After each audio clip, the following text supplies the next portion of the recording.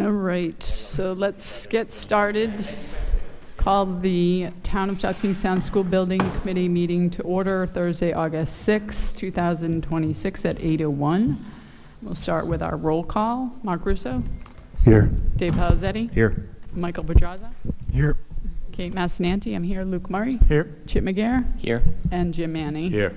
Bob Littlefield won't be in attendance, and Terry Lynch claims he's going to be on his way, so hopefully he'll be here. Public correspondence.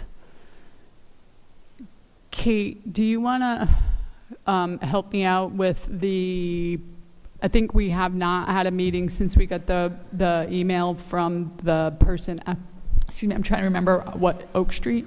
Branch Street. Branch Street. Yes. Can help me out with the name. Then we did receive correspondence from an abutter who, I can look up the name in a moment, it's escaping me at the moment as well, but from Branch Street, who indicated that there were concerns of damage to their home. They were offered a pre-construction home survey. They did not take place in the survey.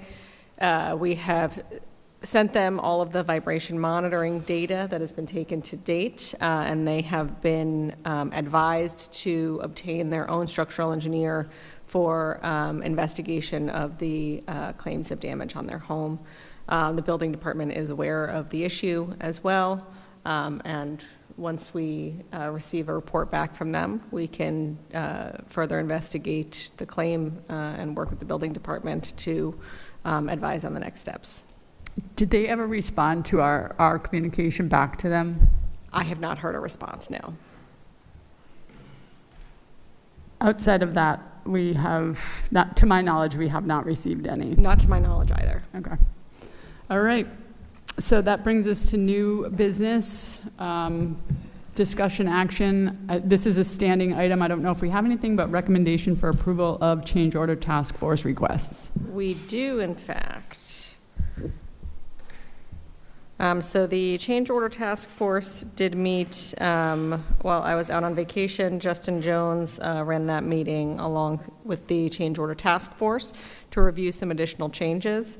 The first thing I will note is that these changes are not drawn from the owner's contingency. They are drawn from an allowance within the GMP, so it is not an increase to Gilbane's contract. So while the change order task force typically reviews increases to contract, these were of significant value, so that we felt it was appropriate to bring them forward and discuss them anyway. So the first item is solar readiness. So after the work that was done to safe harbor the reimbursement for the solar panels that we are looking to procure later in the project, some additional work was done between the electrical engineer and the solar vendor just to coordinate fully the requirements of their system in coordination with our building and the infrastructure that we had already installed.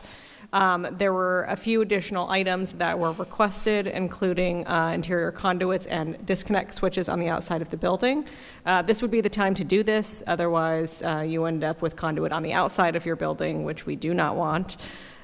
So that work is going to be contracted under Gilbane, as we do already have those vendors on site working on the building currently. That amount to be drawn from the allowance future design coordination is for $51,500. Item number 2, this was discussed briefly in our meeting where we looked at a few other FF&E related modifications to the building, was going to be digital signage, making sure that we had digital signage in the correct locations, particularly outside of the gymnasium. That infrastructure was not included in the original contract, so the addition of those additional screens outside the gymnasium for electrical and data blocking infrastructure is $7,590. The additional structural framing for the auditorium stage, this was discussed in a few different building committee meetings where we were looking at the load capacity of the platform within the auditorium, whether it had the capacity to support the existing lift that the theater team uses during their production, setting up stage equipment, et cetera. And it was determined that it was not quite sufficient to carry that load. So in an abundance of caution, additional structural members were added. Spacing was reduced to be able to support that additional load. This was kind of a good move in future-proofing if whether it's this lift or another lift or any other infrastructure that's needed, the structural support is available for that additional weight. That is also being drawn from this allowance at $68,737. Item number 4, these are additional volleyball sleeves within the gymnasium. Can you just say it again, what the allowance was? You said future design? So it was future design coordination. So there was an allowance within the GMP that allowed for coordination items. I'm sorry? Yes. So the additional volleyball sleeves, Terry Lynch had talked about this briefly at our last SBC meeting as well. The addition for PE to be able to utilize volleyball in a perpendicular fashion within the gymnasium, to be able to, I think, accommodate 2 different volleyball practices at the same time. So that work, we had to do some additional work within the slab. That change was made a little bit after the slab was already poured, so that infrastructure had to be modified. So the cost was a little bit higher at $20,000. Item number 5, requested vision lights and the additional shades for a few of the classrooms. This was reviewed with Dr. McGare and noting just the additional visibility into those spaces, which were originally solid doors. The interior designer from SLAM reached out to Chip just to verify. I think the additional oversight and visibility was something that was desired, and that is a modest cost of $2,800. So with all of those, including Gilbane's markups, it's a total of $177,585. Again, that's going to be drawn from from an allowance, not in addition to the owner's or to the contract with Gilbane. When you say that, my brain is not comprehending it because we've not heard, it's not like the normal terms are like, oh, the contingency fund. Or Yes. Can you get a little bit more like, so that the normal person who's watching this like me has a true understanding of where is this money coming from? So within Gilbane's contract, their contract is a guaranteed maximum price. They are guaranteeing the scope of work for this amount of money. Within that, there are things that they can't foresee as we go through a project. So they'll put together allowances within that total number. Their total contract will say, we have these buckets because we think these items may end up happening.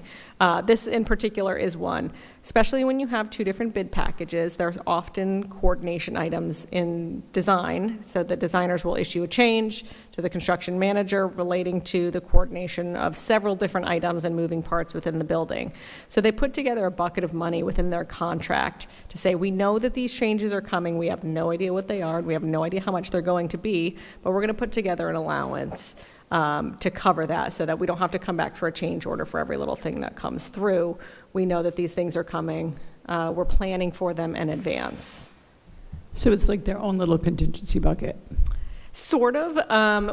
With allowances, yes, it is like their own contingency bucket. With allowances, right, they're really putting together kind of a budget estimate idea. Mm-hmm. And with an allowance that's assigned to a particular scope of work, if we go over that, that does come out of contingency. They can say, we didn't plan for this, we held some money for it, but the actual costs came in higher, now we need to increase the contract.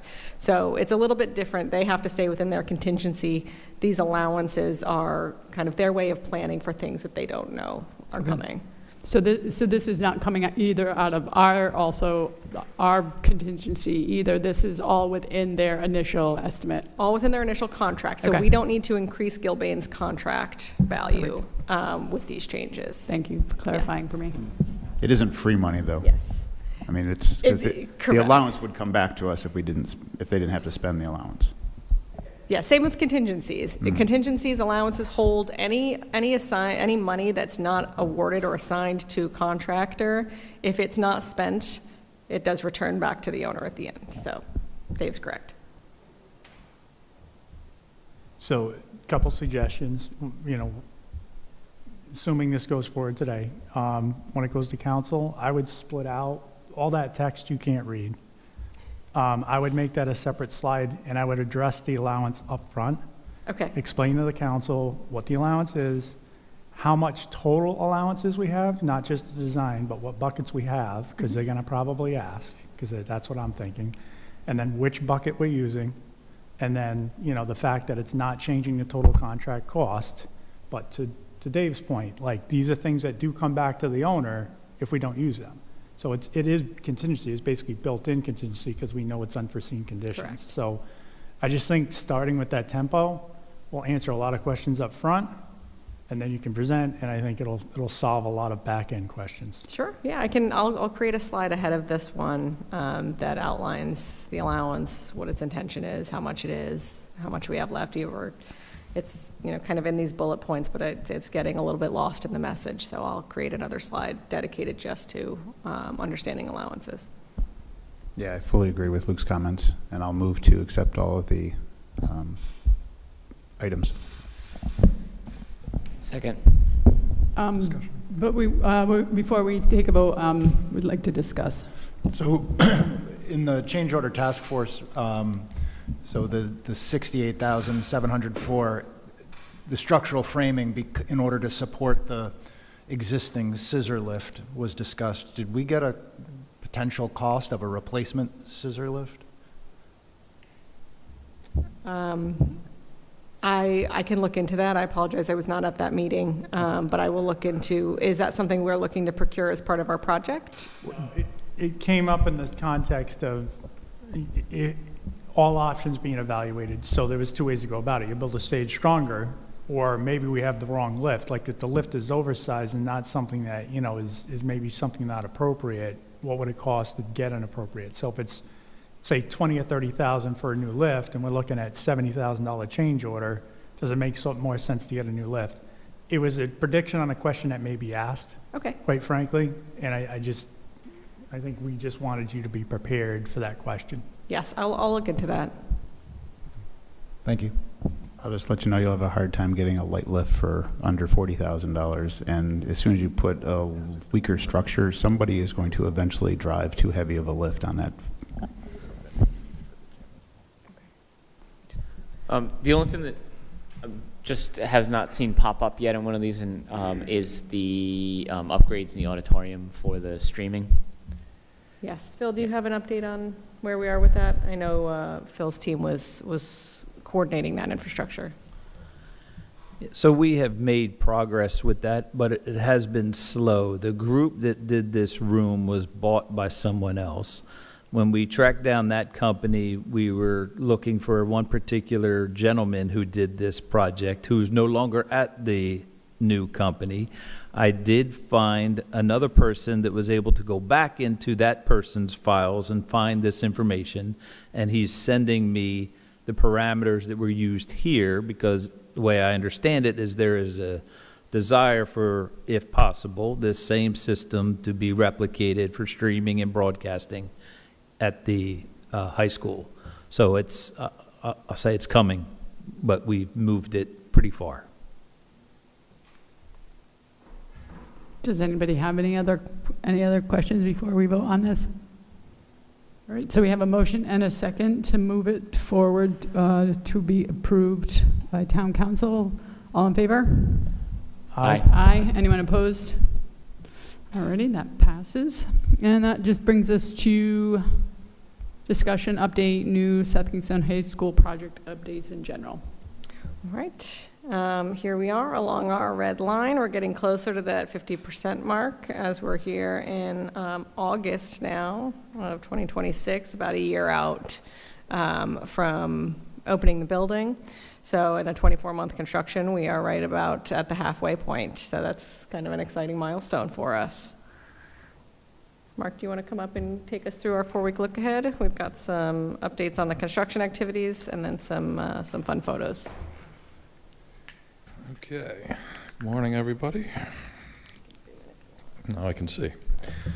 All right, I'll just do a general review of it rather than get into individual line items. So spray fireproofing, it's ongoing. We are currently up on the 3rd floor, spray fireproofing. The 2nd floor is finished. The exterior of the building is finished from a spray fireproofing standpoint. So we're finishing the third floor. That'll leave us just with the first floor to do, and then that'll be the end of that. Exterior framing is ongoing on the east side of the building, which is the CTE space over by teacher parking. And then we'll be wrapping around to the north. So we're anticipating a couple of weeks, 2-3 weeks left of that. Roofing continues at the middle of the building. We should be wrapping that up this week, and then we'll be moving over to the gymnasium and the auditorium roofs and getting those tight. And then continuing on again to the east with the roof. Brick has started. We are on the north face of the academic tower and the west face of the academic tower, probably about 6 or 7 feet up in height. So we'll be continuing up on the north and the west, and then continuing around the academic tower, and then along south, and then wrapping around the building in the same configuration. That's going to be going on for quite some time, I would say, through the fall at the minimum. So brick will be ongoing, but exciting to see as it goes up. And prior to the brick going up, as we move along, we're putting on the air vapor barrier, which is the wrapping that protects the outside from the inside from the outside weather. That's an ongoing process, currently again on the east side of the building. Second floor is pretty much finished as far as framing goes. All the mechanical, electrical, plumbing, fire protection systems are all installed on the second floor. So we have completed pretty much the second floor. We're moving, sheetrock is on as well. We're moving up to the third floor and have started framing that out and putting in those MEP systems as well. So that'll be ongoing for the next 2 or 3 weeks. And then we'll be moving down to the first floor and doing the interior framing for that. The other item that we have accomplished, the site lighting is installed. So all of the light pole bases and the underground electrical that feeds them, for the amount of pavement that we have in place for this phase, those have all been installed as well. That's pretty much it in a nutshell. Next thing, probably big phase that we'll see coming up would be glass. So in the next month and a half, maybe mid-September-ish, we should start to see some glazing going in. So some of those window openings that you can see now will be starting to get filled in, and again, allowing us to be 100% watertight. That's about it. Sure. What's your date for expecting the envelope to be complete? Well, watertight is probably... Winter tight. Yeah, winter tight. Probably, I would say late fall, somewhere around there with brick and whatnot. We might have some of the eastern sections still to do. Hopefully we're going to get that in before December, January timeframe. Hope so. If not, we'll be tenting it and heating it and continuing on in the winter. So. Anyone have any other questions on this in particular? Okay. So that will bring us to Mark asked to have this placed on, and I'm very thankful that you did. So it is on our radar nice and early. The removal and disposal of old South Kingstown High School. I put FF&E in there just because really it could include anything inside the building. We've had issues with previous buildings that have been shut down of stuff and what to do with it and who's taking care of it and who's responsible for it, and somehow it multiplies. And so we want to make sure that we have a coordinated plan on going through the building, what is going to be used, recycled, reclaimed, put out. Now, I put it on this building committee agenda so that we can bounce ideas off of your team for as far as advice goes, and if there's, we just have not gotten it right in the past a couple times, so we would like to get it right for such a large project and such a large building.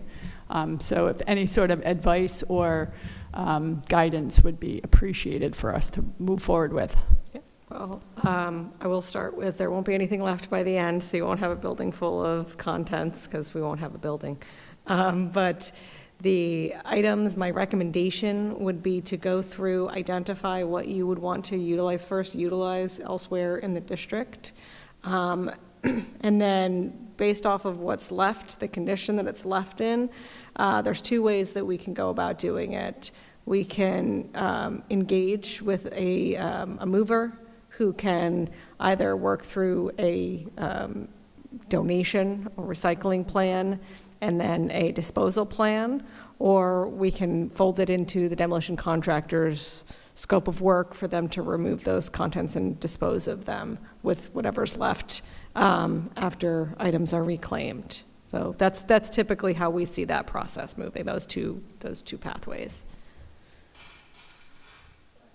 Was, when the demo because I know we have a demo contract in place, was that bid with the anticipation that the building was empty, or a certain amount of residual FF&E and equipment available? Because that usually matters. So when we did our walkthrough with them, the way we bid it out was that we let them know that the school would have the opportunity to come in and take whatever the school wanted, and that there would be whatever's left over, it would be up to them to get rid of. But they weren't to assume that everything in there would be theirs, that the school has the ability to go in, take what they want to take, and then whatever's left goes to the contractor to do what they want with. By that language, I would assume that whatever we leave, they're responsible for with no change order. Because you just said something to the effect of we'd have to let the contractor know and they would absorb it into their contract. But with your language, I'm taking that to mean they own it unless we decide to take it. That's my understanding. correct? Look, let me go back and just review that scope one more time. I and I'll just get think back that's to an you. important point to, as we take stuff out, like because if it's not going to cost us anything to leave it and it's something that we just has no value to us, then we know that's not going to cost us more to dispose of. Yeah, let me just do a double take on that. But that's my understanding. If I remember correctly, it's been a little while. Let me just check on that. But I believe that's what it is. A quick question. What's the timeline for demoing the building? I mean, is it as of September of next year, you're going to start? No, they're looking to mobilize after school is out over the summer. to So start. as of like May, June, we're going to throw a chain on the door and that's it. Yeah, I think mid-June. Yeah. So in a perfect world, our intent would be school gets out in June 20th or whatever happens to be this coming year. Our intent is to immediately get in and take out the cafeteria area, well, the two additions basically, right? Because those are within 10 feet of the new building. So, Right, you're in the way. so as the new building is being filled with the teachers and their stuff, and you're occupying that with the move-in from the school's standpoint. At the same time, we're going to be trying to demo the cafeteria area and potentially the second addition, the earlier addition, the gymnasium, or I think it was. So we're just trying to get away before September. So that's kind of our game plan. So if there was somewhere for you to focus on as far as getting rid of anything that you would want, it would be that cafeteria addition area first, and then work your way to the existing school. Okay, so as of June, you're going to have teachers moving their stuff into the new building. So What? right after graduation? Yeah. We'll have movers hired to be able to take all of the contents that have been identified out and move it over. Okay. So the Yes. point being is the identification needs to happen before June 20th. There needs to be a plan that's playing out from Well, now, yeah, Right. I would. you know? To be clear, like I think we're currently showing the end of July, right, as our completion handover date.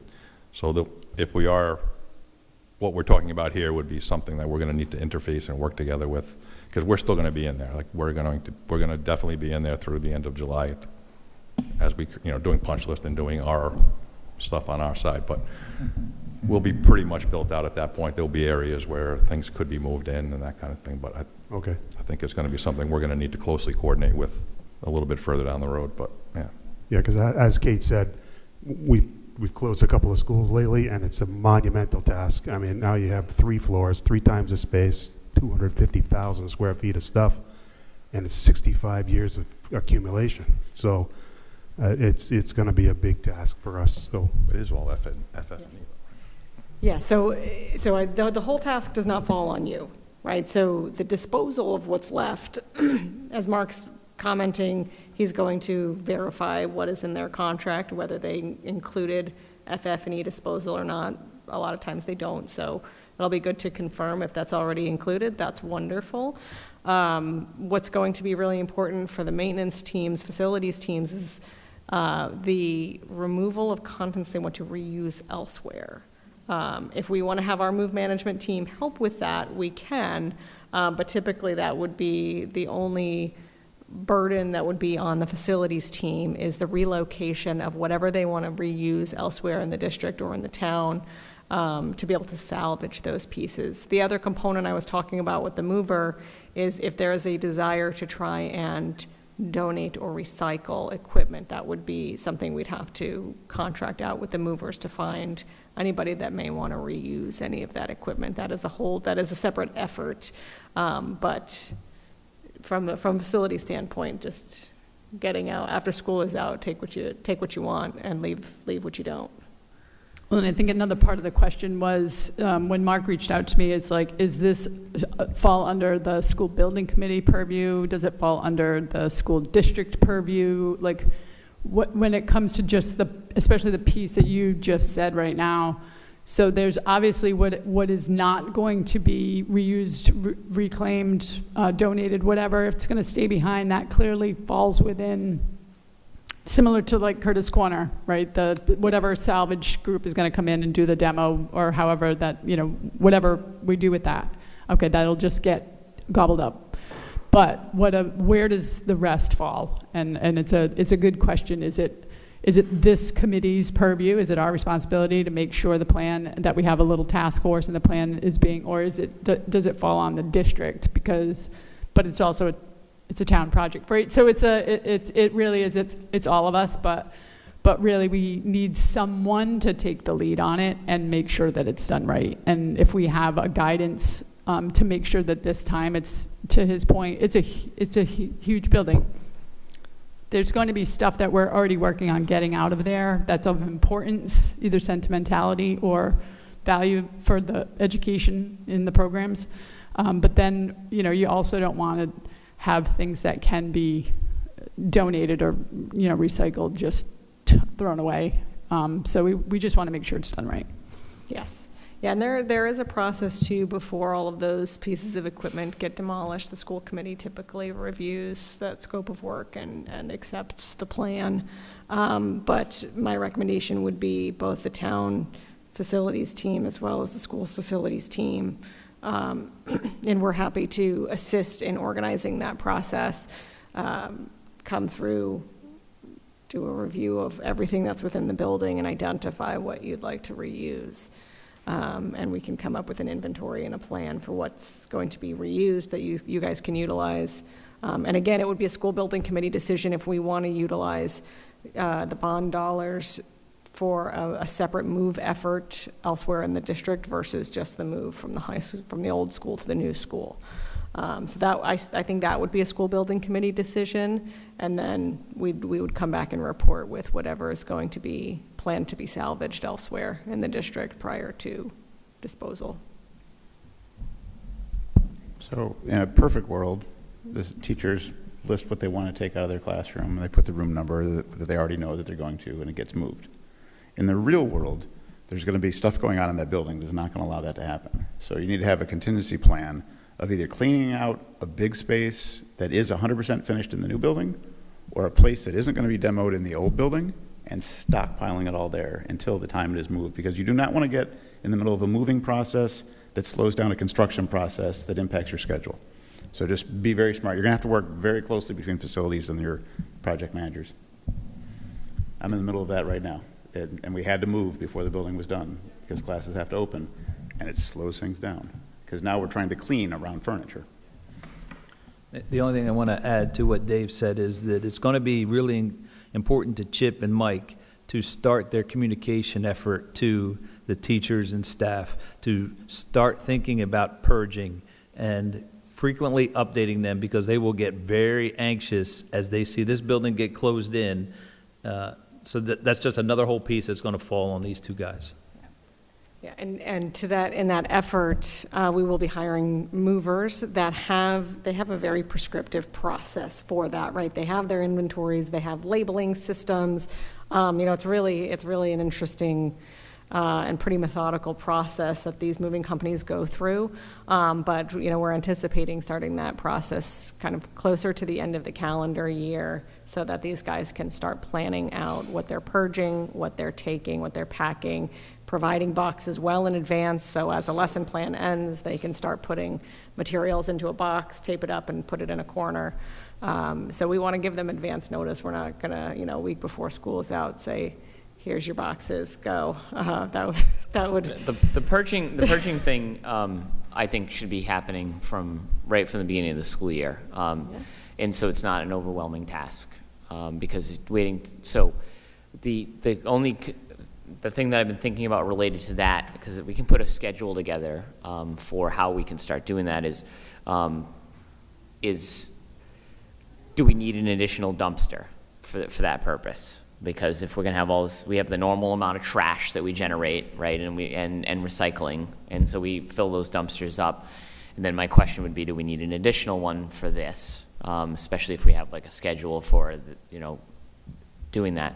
Then the second piece is how much of the items, and it's not going to be a lot of it, but there's a certain percentage of it that is confidential information that will need to be shredded, and what the process for that is going to be, because you can't just throw that stuff in the dumpster for a variety of reasons. But Absolutely. So that's also a complication, but I think having guidance for how other places have done it, I think it's got to start in September.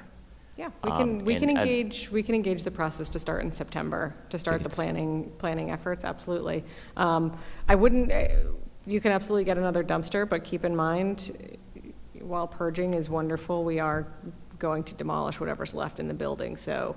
It's more about the stuff. I'm not Yeah. worried about the furniture, because we've already, through other conversations, we've already really identified the handful of things that are going to come over, like things that are in closets, for example. Yeah. We don't need to buy more of that stuff because no one's going to see it anyway.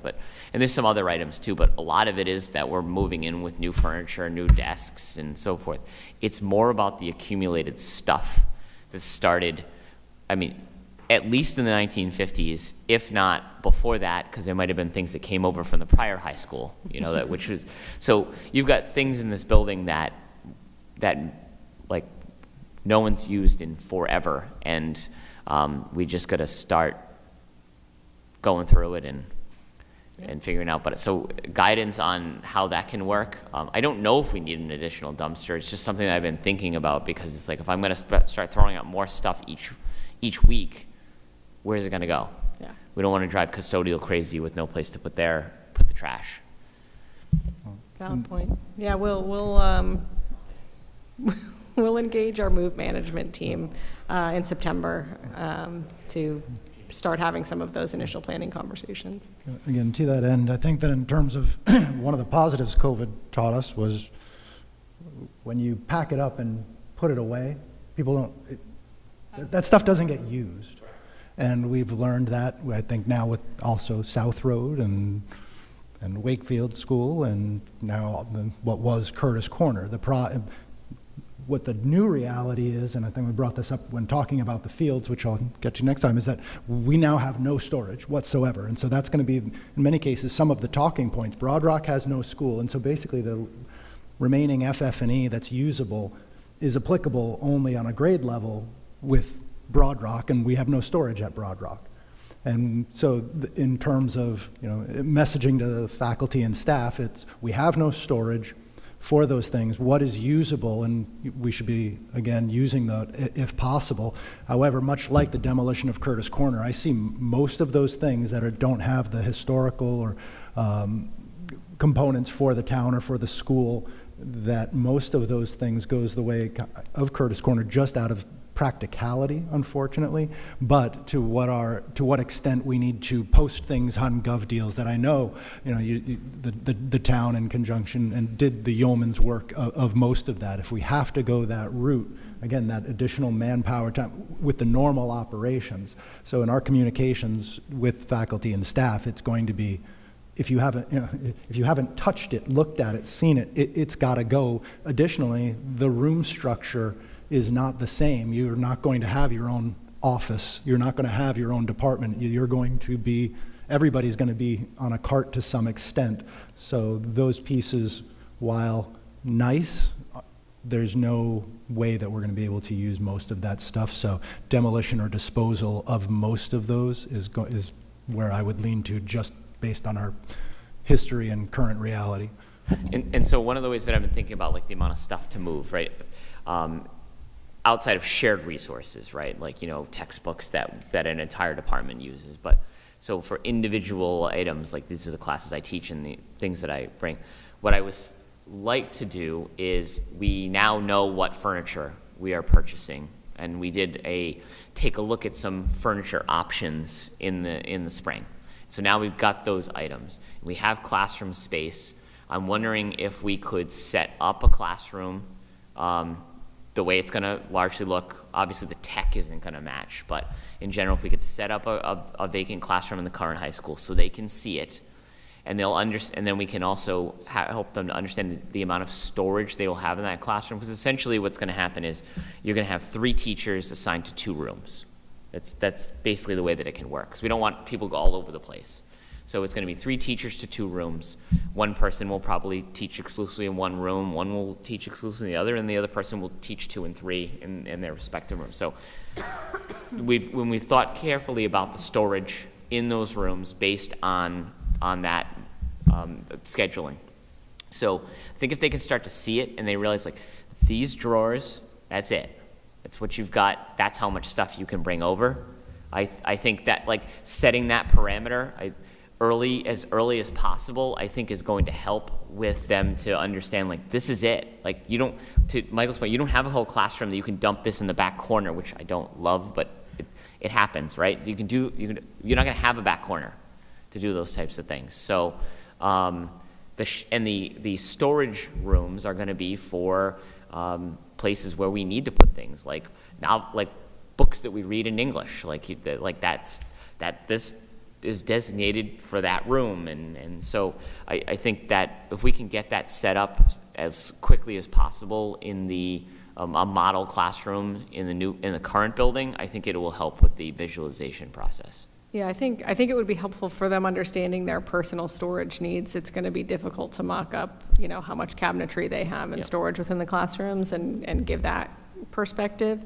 But often what we do, Chip, because if given the option, they will bring every item that Correct, is within and they their can't. classroom.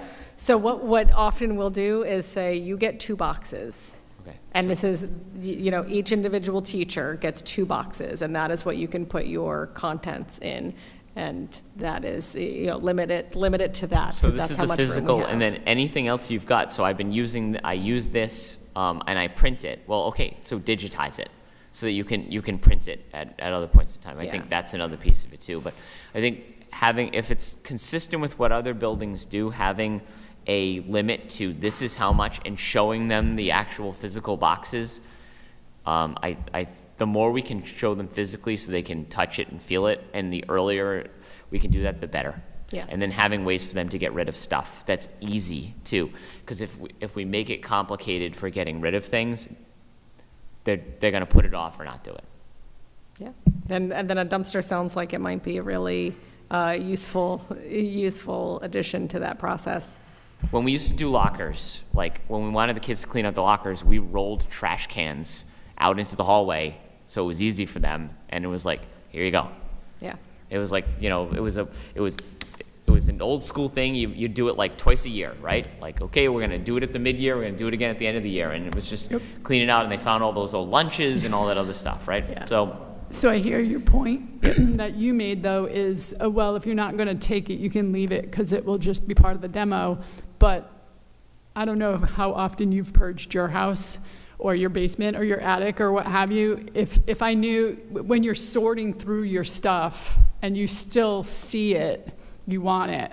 Yeah. But the minute, like, I let my husband do the basement and I go down like, sweet, like, I don't know what he threw away. But if I saw it, I'd be like, oh, you can't take that. You can't take that. So I think that's kind of to Chip's point, when the teachers are going through their, and you have these 2 boxes, if you can throw away the stuff, even if it's figuratively speaking, it makes it easier to, okay, this is what I'm taking. But then you see the thing in the corner and you're like, I want that too.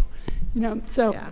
it is just process. And the reason why I want to get this going right off the bat is because I want them to think about how they're teaching throughout the school year, and like doing this without this, or okay, how could I do this differently? If we wait till later, they will have already taught this unit, and they're like, and that's the only way I've taught this unit, and they're gonna want to bring more stuff. Yep. Yes. Yeah, well, we'll start the process in September. Yep, I'll engage my, I'm my getting team. anxiety on behalf of the teachers, just thinking about it. Listen, moving is hard, right? Moving at any point in time, moving your house is hard, moving your classroom is hard. It is. Once you start purging, though, you're like, oh, this is going, this Yeah. is going, this is going, so. All right, do you have any other points you want to make sure we hit before we move along? Yeah, just like cafeteria, is there an automotive shop going in the new school? Not in this new one. Woodworking shop, anything like that? So that's Woodworking. getting all new equipment? Yes. No? Yes. Well, Okay. there are components that are going to be new, and there are a lot of pieces they are bringing over with them, so it is a combination of both. Okay, so Yes. yeah, we'll have to wait till September, and the classes start. We can talk to the people. Okay. Mm-hmm. Good. Yeah, I'd say like the heaviest stuff that the most complicated stuff that we're gonna have to move is construction tech, carpentry, construction tech. We bought a lot of equipment with Perkins funding and categorical funding.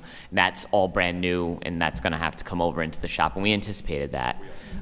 PE is gonna have a lot of stuff to move to. There's some other places like where it's minor things. We may have to have some allowances for like art, because I mean, still need to purge, but there is obviously, when I look at science and when I look at art, like every year, those are the most supplies that I'm buying in the summertime. So like there may be some more allowances, but in general, for an individual teacher, you're looking at the 2 boxes. Yes. I think and then it's a matter of this storage room, where is it gonna reappear somewhere else, and what needs to come. So, but I think in terms of the biggest stuff, it's gonna be construction tech and PE. Yeah. I can hear Mr. Muir going, and theater. I can hear Mr. Muir going, and theater. Yeah, he gets 1 box. It's a pallet. but He's it's- watching. He watches every meeting, so. All right, and so then that kind of brings us to Chip requested this tours open house in spring 27 of Oh, and old, music too. I think music's gonna hold all that equipment. Yeah. of the old South Kingstown High School. So we also then have one that settle in on dates of tours of the current, walking through where we currently are, but this agenda item is more of having a discussion of, are we going to open up the old high school? So I wanted to throw out there is like as a goodbye to the current high school building, is designating a Saturday and then one evening. We don't want to overdo it, because there are going to be things that as a working building we're going to need to do to secure. Like if we're going to have people going through the building to look at it, we're going to have to secure things more so. But I wanted to, so I don't want to have to ask people to do that a lot, but I wanted to throw that out there because people are going to ask, like, can I see it again before it's gone? And I felt like if we had some times where we were planned and ready to go, we could do a really nice job with it. You know, you could have adults and kids that are around the building to like answer questions. There could be some organized tours, but I think some of it might just be coming in and checking out the building. It may be something the community wants in terms of a goodbye, and then it's more something that's controlled as opposed to constantly being asked to do other things. So, yeah.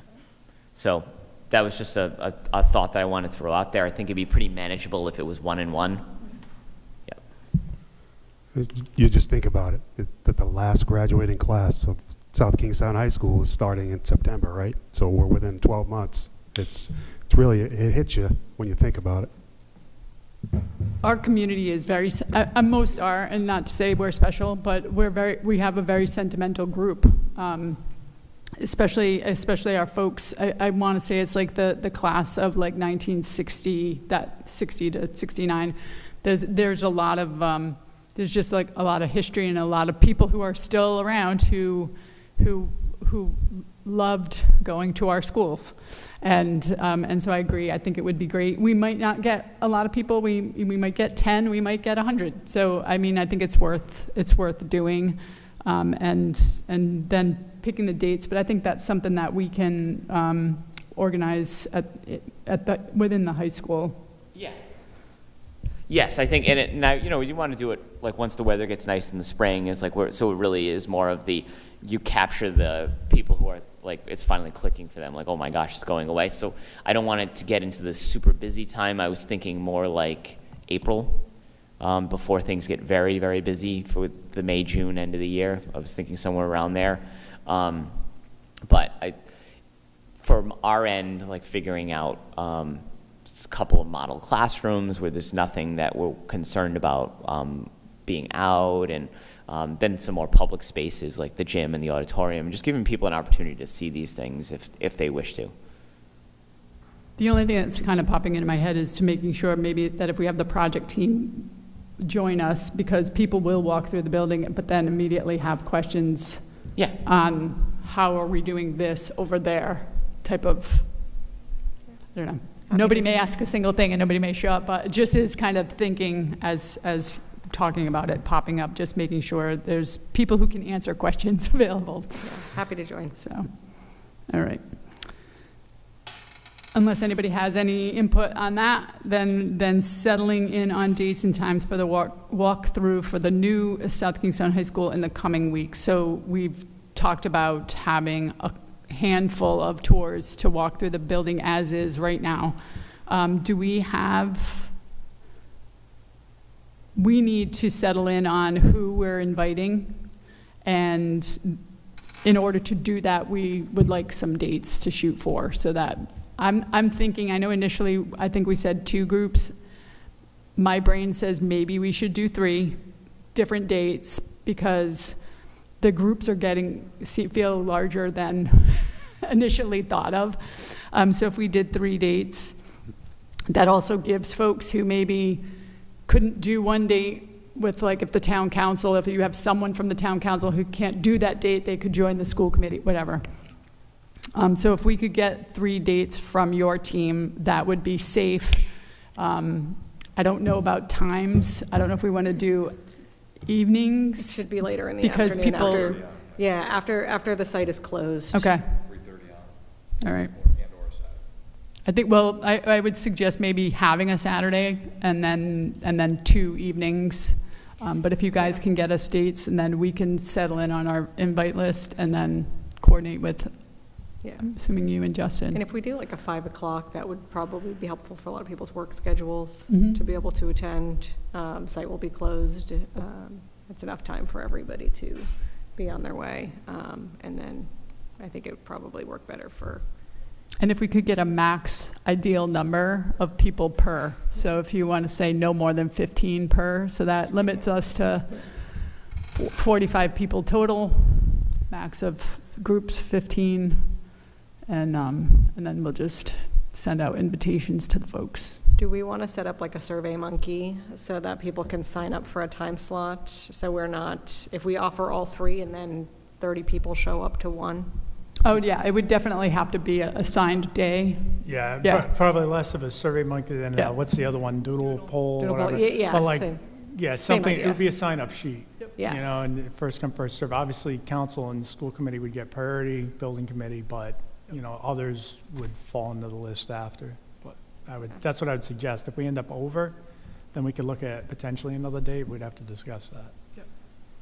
I think it's a good idea, like, and set the dates, because if you ask for accommodation, No, it's forget it. never going to work. Okay, so we'll work together, we'll find 3 dates, we'll throw out in the afternoon, one of which will be a Saturday, and then we'll work on putting together a poll, distributing it to everybody, and then they can sign up for which time slot of those 3 days works for them. All right. And then that brings us to, I'm going to group the next 2 items together. So Curtis Corner project updates, which will at the end will include recommendation for award of bid construction of the new Curtis Corner athletic complex. Okay. right, I'm quickly running through these photos because we didn't get to see them, and they're great. Drone footage from 710, that's okay. It's all right. Looking at some of the sheetrock that is up in corridors, MEP rough-in, you can see some of that insulated ductwork going in, as well as the gymnasium. You can see it. It's getting real. Rigid insulation, starting some brickwork on the facade, which is really exciting. And again, just some additional mechanical ductwork being installed. All right, Curtis Corner, containment and abatement have been ongoing since May 5th. There was some additional investigatory work to identify some additional hazardous materials that were within the building that weren't included in the original survey. There is an allowance that for unforeseen conditions to address specifically this. Again, money held within Bill Ray's contract to plan for the unplanned. The asbestos mastic conditions, some of the, it's like a glue material that's been really challenging to get up, has caused them a little bit of a delay. So exterior abatement will last about a week. Simultaneously, they are obtaining the demolition permit. That work is already underway. Those correspondences have already begun with the building department, as well as utility termination. Those letters have been finalized, so we are all ready for demolition. And right now, the demolition target is slated for August 17th with some of that additional work that they are doing. In terms of activity up from the 17th on, is there any communication for central office staff that works year-round? The fencing layout is not anticipated to change. Okay. So it shouldn't, other than some increased noise, Okay. you shouldn't, and while they are contracted for dust control, I would say there's a possibility of some additional dust, on windshields or on their car in the parking lot. I think the only thing I would add is that they plan on starting on the side of Curtis Corner that is closest to the admin building. Okay. So, thank you so much. All right, and just walking through our 3 phases. Phase 1, demolition, targeting for September completion. Phase 2, the athletic fields. We are here today going to recommend award for a contractor to build the new athletic fields, so that construction period is anticipated for September of this year through March of 2027. And then the remaining site work design is ongoing. We do have a concept and preliminary estimate, working on fine-tuning some of the items within that design and estimate to bring the costs down a little bit prior to us coming back to this group and presenting the revised design and estimate. The intention of the site work plan, again, is to improve vehicle and pedestrian access, retain roadway landscaping, create a park-like setting, and the construction for that will occur between March of 27 and September of 27. So again, still targeting the same opening time frame. So based on the athletic fields versus the remaining site work, when would we have access to the athletic fields themselves? So March is the target for Yep. completion. We'd need to work with the vendor to determine when access would be able to be granted, but since it's a synthetic turf material, we don't have the same constraints with the growing period. So I would say spring. So there's a possibility that it could be used this spring for practice, for games? I would have to confirm. That's why I'm I curious, would have 'cause that's to gonna confirm come that. up. I don't want to People are going commit to to see it that. done, right? Yeah. And they're going to say, like, when can I get on that? Yeah. Yeah, it's really going to be contingent on the scope of work that is assigned in Phase 3 and how that impacts access. We certainly, if we have an active site with large equipment, we're not going to want people going to get onto the field. So it's too soon to have that discussion yet. Okay. But we'll keep it in mind, certainly. But certainly by the start of school in 27, 28? Yeah, that was always the intention. Because I know that was definitely the intent, but I asked Yeah. because it says through September 27, but I'm imagining that whatever site work needs to be done in September of 27 is something that would not impact the ability for the to start the school year using the site? Yeah, we would be phasing the work to be Okay. able to maintain access. The intention has always been for those fields to be available for the first day of school. So with the ability to turn over the fields earlier, again, as Phil mentioned, we've just got to work through the logistics. We couldn't give you an answer as it exists now. So any other questions on the status of Curtis Corner before we go over to the bid results for the athletic fields? All right, so we received 5 bids for the athletic fields. First bid from CFGS for $7,304,495. Second low is Tower Construction at $7,974,000. RAD Construction at $8,077,184. Bentley Construction at $8,843,918. And Mill City Construction, Inc. For $10,780,879. So we did go through a thorough vetting effort. We did scope review meetings for the low 3 bidders, where we reviewed the full scope of work, make sure they met the requirements, make sure they can meet our timeline, make sure it's a full and complete scope of work. We've also checked references for not only the companies themselves, but also their subcontractors. And ultimately, this is a very specialized installation and a very specialized products. And getting this done correctly is imperative for how important this investment is and how much of an investment the town is making in this field. So CFGS as the low bidder, great company. They are a site work contractor, so that their primary scope of work is site work. CFGS has limited experience in field construction. They're subcontractors. They are subcontracting qualified and experienced subcontractors. However, with the oversight through CFGS, having limited experience with fields, we were met with some hesitation. Same with Tower Construction. They are a general contractor. They do have some field experience, but ultimately, this is not their area of expertise.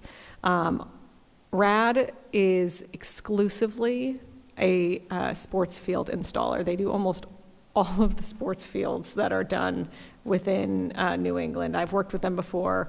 We've had a lot of other companies work with them before. Their attention to detail and their knowledge and expertise and what to look for in the installation of the synthetic track as well, or synthetic field as well as the track. It needs to be so precise and so exact that our recommendation is to go with RAD Sports just based off of their level of expertise and quality control, that we feel confident in their ability to execute this project meticulously. Did we just Bentley and Mill City just because they're not the 3 part of the Yeah, they were lowest? We just they were higher. They were the 2 highest bidders. So we did not do scope review meetings with them. Okay. So I know we had, and it may be too early for this, but I know we talked about, the ability to do some additional things on the site. So if we accepted this bid, where does that put us in terms of remaining funds for the site? Yeah, so we had budgeted $11 million total. With our low bidder for Bill Ray at rounded up to $700,000, we were able to move some funds into the bucket that we were planning on for RAD Sports. So we are left with, I'll kind of walk through this really quickly. We've got about $2 million originally budgeted for our site work. So between the site work and the contingency, we're roughly at about $2.2 million remaining for the site work, remaining site work portion of the project. So in terms of potential upgrades, these are things we could then discuss at future meetings? For the remaining Like site locker work? rooms, things of that nature, like is that something that we could entertain at future meetings as a possibility? Yeah, I think we would need to discuss which bucket that comes out of. Yeah. And whether we want to utilize this $11 million for that scope of work. Just, Sorry, Luke. no, go ahead. I just had a quick question about RAD. I know you said that both CFGS and Tower are exclusive, well, they do site work. Does the RAD Sports, are they going to bring in a contractor to do the site work? Or they do it themselves? They self-perform everything. Okay. Yeah. And just to back up what you said, so in my former life, many years ago, I was a project manager. One of my primary things, because I fell into the Parks and Rec for Boston, was doing major athletic facilities. RAD worked for me back then when the father had the business and the two sons who are still there. They transitioned to this RAD Sports to specifically focus on track and fields. That's what they do. So, I'd mentioned this, track has to be essentially dead flat. 1% cross slope maximum, 0.001% on the longitudinal. To do that with traditional site work equipment is almost impossible. You have to have laser graded equipment, you have to have very specialized grading material. They know what they're doing. I've seen things fail, and when they fail on fields, it never looks good for the municipality, because the first thing is, oh, you went with the low bidder.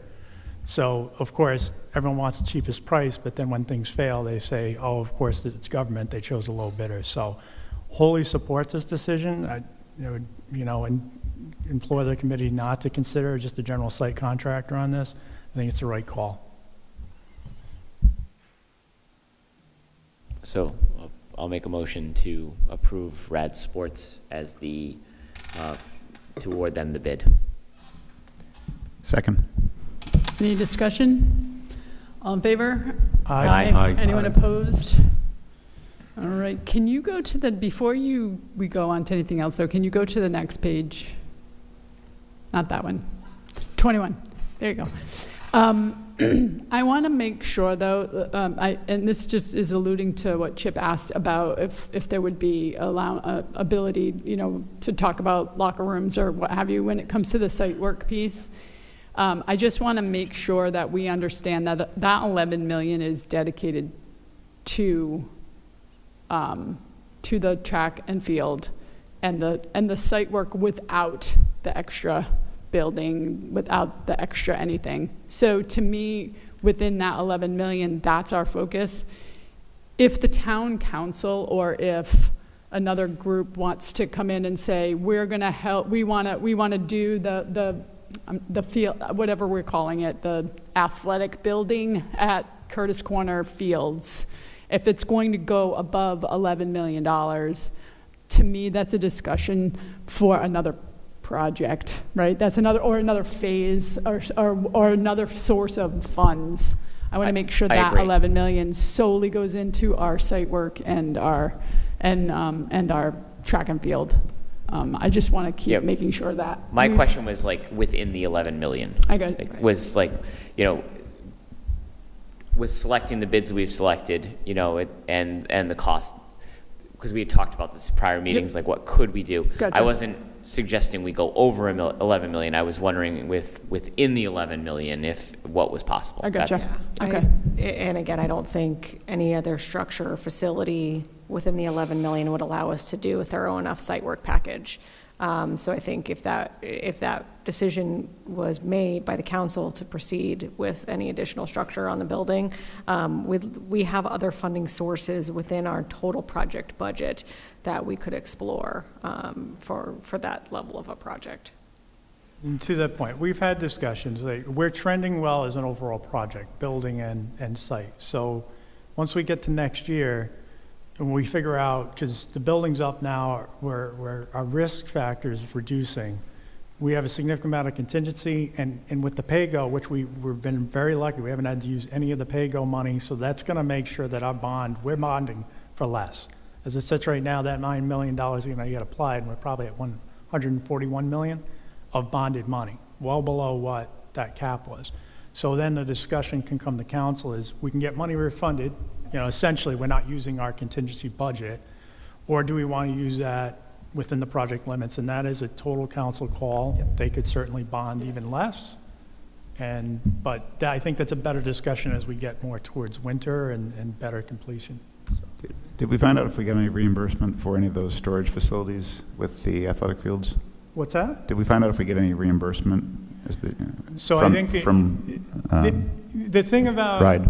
So if we were to do something, If we built those storage facilities, would there be any reimbursement from RIDE? so I think regardless of what they would say from a kind of policy aspect of whether it would fall into reimbursable funds, we're capped at 11 million. So regardless of whether they say, yeah, it would qualify or not, we're going to use 11 million for the site work. I mean, there's no way we're going to get away for less than 11 million to get everything done as far as site. So it would But be there is money on non-reimbursable. the school site that could come over if the Right, town council but agreed to it. we are going to spend more than our MOA approval Yeah. on the high Overall, school. overall, we're gonna be Because over if you that. remember, we were capped at, what, 106 or 107 on the building itself? Right, So we're because we went a already little getting bit- we went a a little portion bigger. non-reimbursable. Okay. Yeah. So, Yeah, for all intent and purpose, I'd say no. We're capped. Yes, Yeah. Okay. yes. No, I Yeah, just- we're- but Thanks again, for we could clarifying. use bond money for it if they Yes. chose to just get it Yes. done at this point. Yeah, I but there'd be think- no reimbursement. We're But that would be a pitch. Yeah, we're that was my question.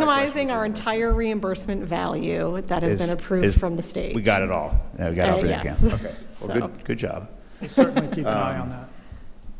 And did we include some of the potential utility conduit runs in this site work package for those future storage buildings, or we did? Yes. So, perfect. So we're site ready Future-proof. if we wanted to come in later. Okay, great. Thank you. Okay, so that brings us to, unless you want to have, are you saying, sharing anything? Yeah, there's one thing I want to add about Curtis Corner. So several months ago, we started our work order number with Rhode Island Energy on the transformer that services the field. And it's taken several months to work through this, but I had a meeting with Rhode Island Energy on site this week. And I will be coming eventually back to town council with another fee and probably an easement for a transformer upgrade at that area. That transformer has not shown up on any of Rhode Island Energy's documentation. It is terribly overgrown there. So I just wanted to give you a heads up. Similar to the high school at a much, much smaller amount probably. I will be back to town council saying we need an easement, and there's a fee from Rhode Island Energy to upsize that transformer. So that's all happening. I just wanted to make you aware of it. The Rhode Island Energy thought maybe that might have been a private transformer, owner transformer, but in any event, we're moving the ball forward there. So I'll just add for the project team, we've been waiting months, and the months are approaching year for easements out of Rhode Island Energy. And actually, one of them's more than a year, actually, now that I think about it.